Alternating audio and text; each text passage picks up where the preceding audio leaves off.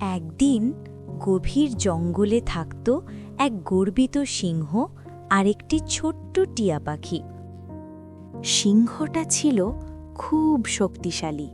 সে সব সময় বলতো, আমি এই জঙ্গলের রাজা, আমার মতো শক্তিশালী কেউ নেই। সব পশুরা তাকে ভয় পেত, কিন্তু কেউ কিছু বলতো না।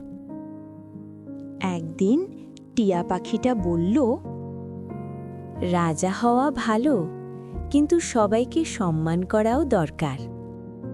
সিংহ হেসে বলল, তুমি তো খুব ছোট, আমাকে উপদেশ দেবে?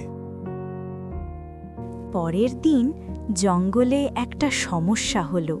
শিকার করতে গিয়ে সিংহ হঠাৎ একটা গভীর গর্তে পড়ে গেল।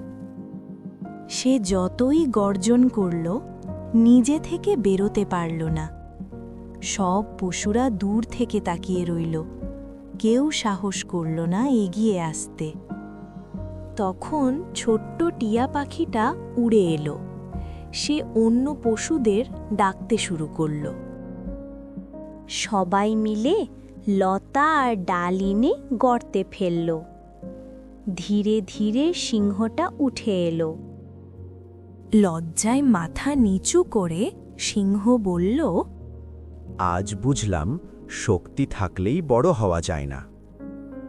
টিয়া পাখি হেসে বলল, অহংকার না থাকলেই সবাই আপন হয়।